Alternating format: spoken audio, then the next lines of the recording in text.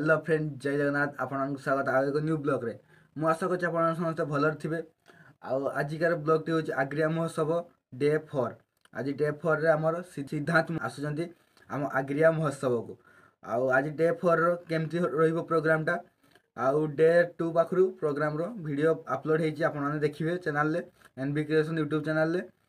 आउ चलंतु आजिकार blog T केमती होबो हम तो जाइने जीवा केमती हम देखा ये भिडियो आपण मैंने कौ मैंने देखुं पाखर निहत कमेंट करेंगे आउ कौ मैंने आसी आग्रिया महोत्सव निहत भाव कमेंट करेंगे आउ माने काली तो आसते आमर स्वराज भाई माने चॉकलेट हीरो स्वराज आसते आउ भाई तुम लव स्टोरी फिल्म बहुत हिट होता आ चलो तापर झुमर प्रोग्राम थिला आउ सरी वीडियो अपलोड होती यूट्यूब चैनल एनबी क्रिएशन ओडिया ब्लॉग यूट्यूब चैनल अपलोड होती आपण मैंने देखिए आउ चैनल टी निहत भाव सब्सक्राइब करेंगे भल भल ब्लॉग आसो देखा तो फ्रेंड आज आम आग्रिया महोत्सव आसचे आउ मो बैक साइड रो आग्रिया लेटरटा आउ फ्रंट कैमरा देखा बैक कैमरा देखेमी आज आग्रिया महोत्सव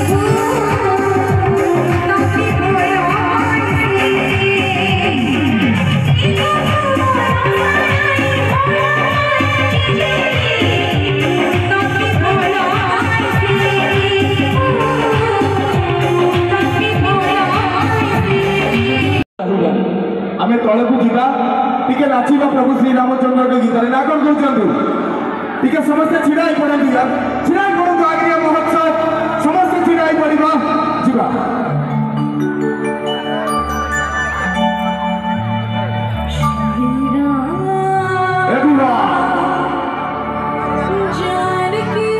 समस्त को उम्र भाषा सुपर रहबा समस्त टिके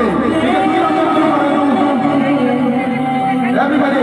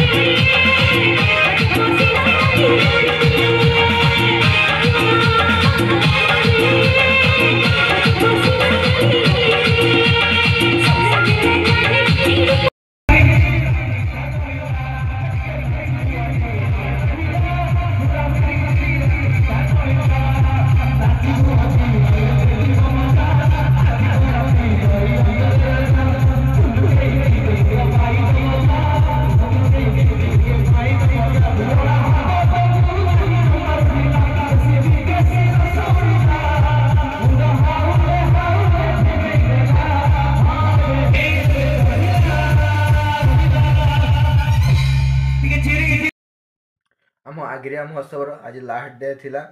ଆଉ ଲାଷ୍ଟ ଡେର ଭିଡ଼ିଓ ପଡ଼ିଛି, କେମିତି ହେଇଛି କମେଣ୍ଟ ମାଧ୍ୟମରେ ଜଣେଇବେ। ସିଦ୍ଧାର୍ଥ ମହାପାତ୍ର ଆଜି ଆସିବାର ଥିଲା, ଆଉ କିଛି କାରଣ ଯୋଗୁଁ ଆସିନାହାନ୍ତି। ଆଉ ଜାଣିଛନ୍ତି ତ ଫିଲ୍ମ ଷ୍ଟାର ଆଉ ଯେତେ ସବୁ ମାନେ ତାଙ୍କର ତ କିଛି କାରଣ ବାହାରିବ, ଆଉ ତାଙ୍କ ଦେଇ ମୁଁ କିଛି କହୁନି, ମାନେ ତାଙ୍କର କିଛି ଅସୁବିଧା ଯୋଗୁଁ ଆସିପାରିନାହାନ୍ତି।